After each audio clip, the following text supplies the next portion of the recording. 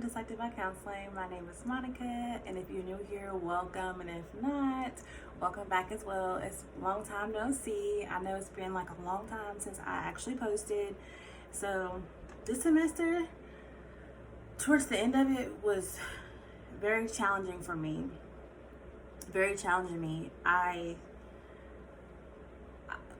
wouldn't say I almost gave up, but I was definitely over it.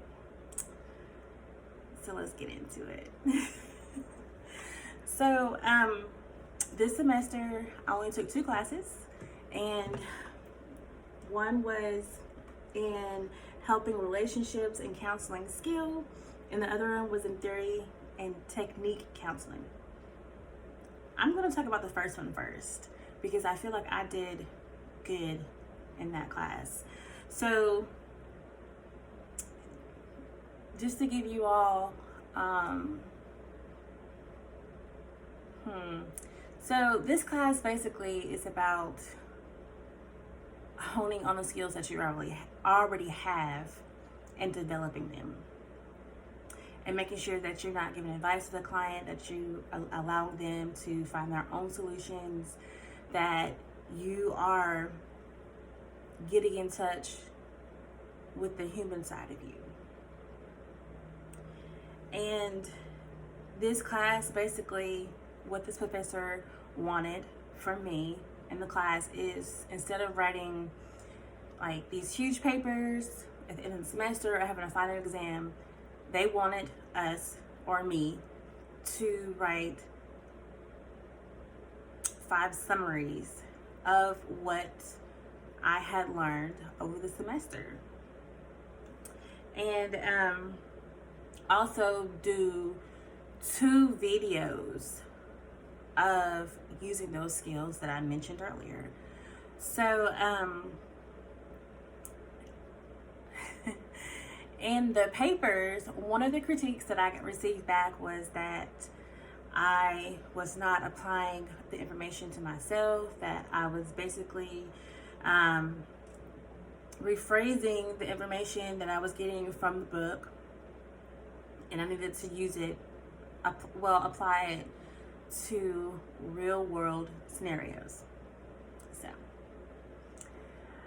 and then there was a video that was due for midterm, and I did mine over Zoom. Which I didn't really do too good. I just had got up, took the kid to where he was supposed to be, and I just got on my Zoom call, and it didn't go well. It didn't go well at all.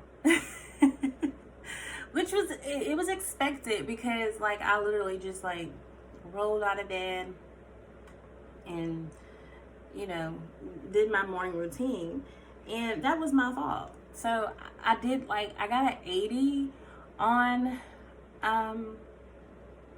the assignment, but I thought I could have done better.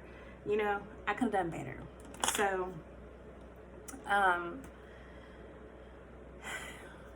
one of the feedback that I got from this professor was that I needed to have more empathetic responses, that I need to allow the client to come to their own solutions, do not give advice, and also make sure that I am reflecting specifically to what the client was saying.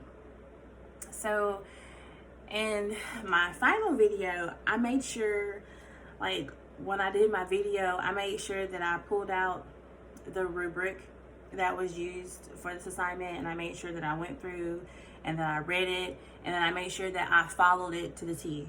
And I made sure, but also still being authentic in the mock session. So I don't know what I got on my grade yet. I don't know yet. I'm still waiting.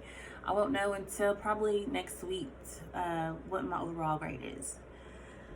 So let's talk about this other class that I was in. when I first started this class, it was very easy. I had all my assignments turned in. There were like 3 major assignments that were the bulk of my grade in this class.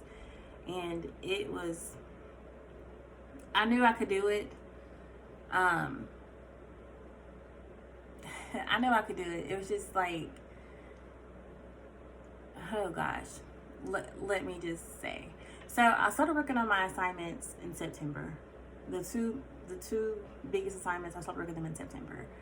So before you knew it, it was November, and I was, it was time to submit it. And so I submitted my assignments, and I didn't get the grade that I thought I would. So,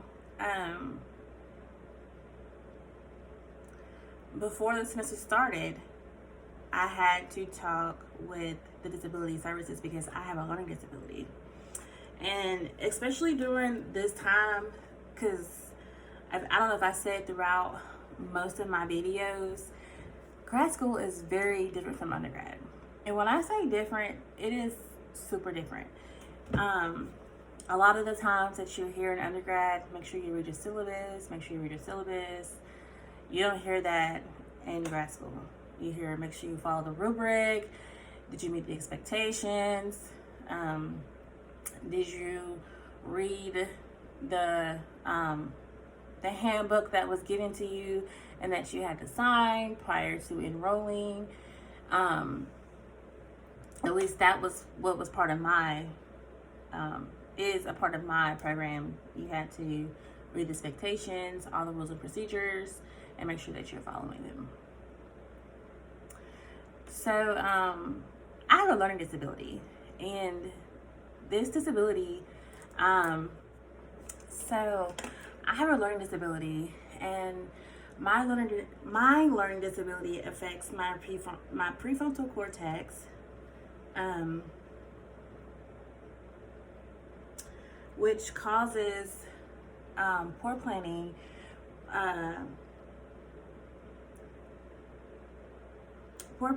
and a impairment of regulation of the emotions and memory, which can cause one to have a smaller hippocampus and amygdala. So yeah, I have a learning disability that affects the frontal part of my brain. So before I started the semester, I had to submit documentation saying that I had a learning disability, which I did. And this all goes into the story that I am going to tell you about this other class that I took, which was, theory, technique, and counseling. So this professor was very vague on the assignment that they wanted.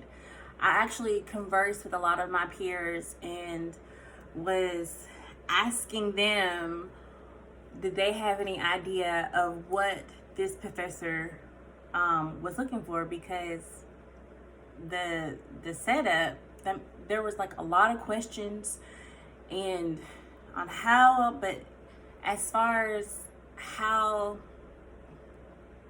they wanted the paper to look like, there was like nothing. So something went wrong. Please try again. I don't know why she's talking. So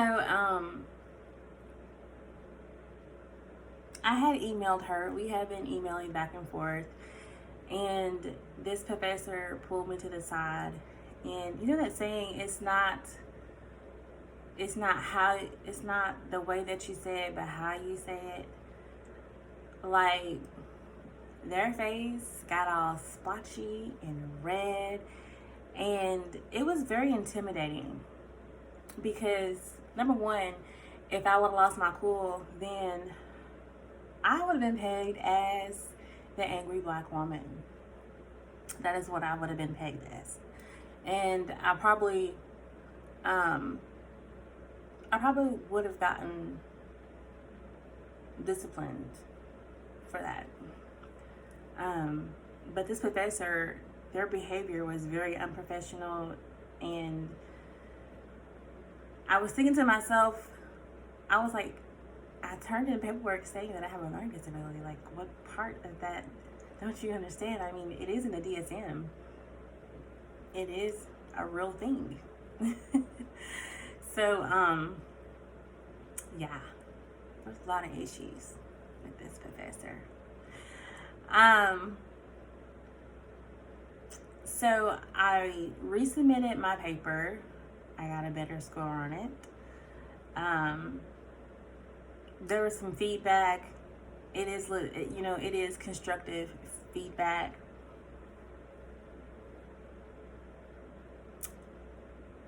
It is constructive feedback, but like I said earlier, I feel like this assignment was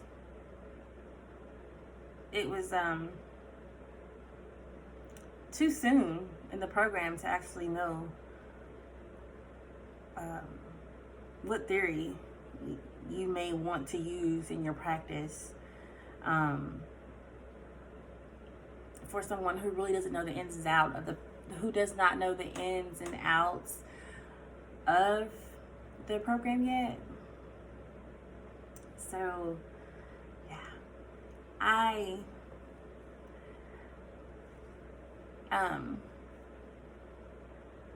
can I say it? If I could go the rest of my graduate program with not having any contact with this professor, I'd be very happy. I'm the type of person, first and foremost, I'm a woman of faith. Let me say that. And in the Bible it says, you shall know them by their fruit. And yes, but you should give someone, we're all humans. We should, have grace for everybody. But when that type of behavior has happened more than once, and it's unacceptable. It's unacceptable for me.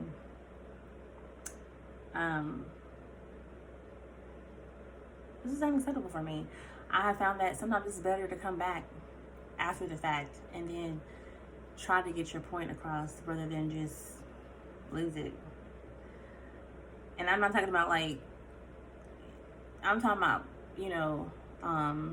with your professors, these working relationships, these interpersonal relationships that you develop while you're on the job. It's okay for you to be angry, but it needs to be shown in a way that it's not hostile and it's not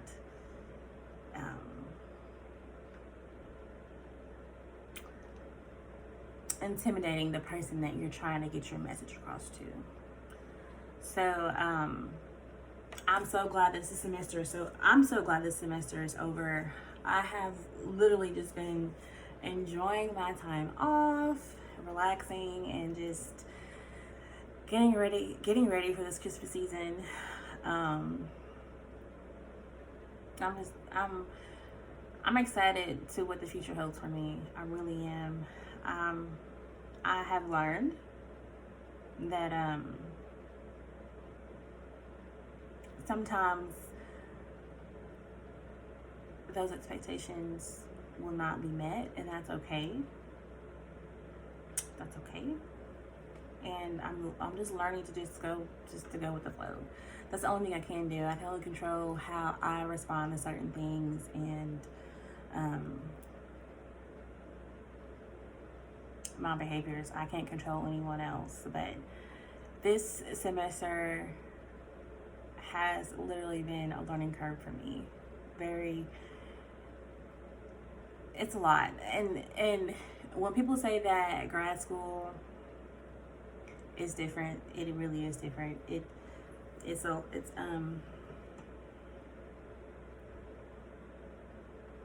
you have to utilize skills and thinking processes that you didn't have to do in undergrad. And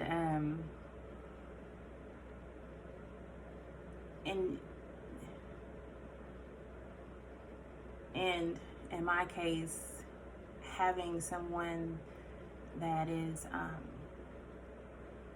like an undergrad, you know that you may have a certain professor and you'll take them for this one class and then you'll never have to like deal with them again. You may see them in passing or whatnot, but and at least in my program, I cannot get away from this professor. I would probably have to take another class with this professor. I really don't want to. Like I said, if I can go through my whole program with never interacting with this person outside of them giving me my little rolled pretend degree when I walk across that stage, I'll be very happy. Very happy.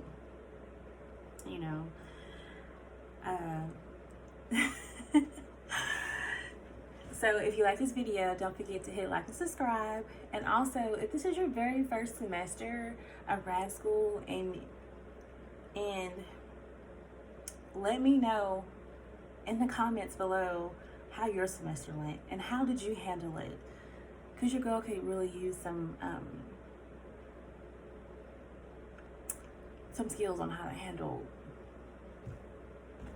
things like this. So I just thank you for sticking around. And like I said, if you like it, don't forget to hit like and subscribe. I'm definitely gonna try to post more. I always say that, but I never really follow through. Like I said, it goes good in the beginning of the semester when you start grad school, but it's just that middle and that end part and making sure that I'm able to get out videos. So I'm not gonna promise you that. But just know that the material that I'm giving you is very helpful, and I want to show my story on what it is for me as a Black woman going into a field that is only reflective of 4% of the population. I will be the 4% of African Americans that are in clinical mental health. And eventually, the 4% that actually go on to become a psychologist. So it's still a very small field. It's still, not a lot of minorities, full of a lot of caucasity. But I think by vlogging my experience on YouTube can help someone that's out there. I truly believe that the things that I'm going through, it's meant for me to learn what I'm supposed to learn in the meantime, but it's also to help someone else who hasn't got to where I got yet and who is needing someone to look up to. Because I can say this part of my life, like I said, I am the very first person to obtain a bachelor's degree. Nobody else in my family has done that. I will also be the very first person to have a master's degree.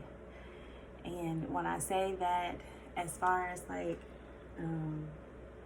having the support system and having other women who have been there, done that, they're very few and far in between.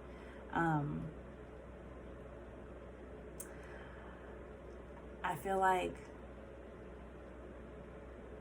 I'm in the dark and I'm bumping into stuff as I go along.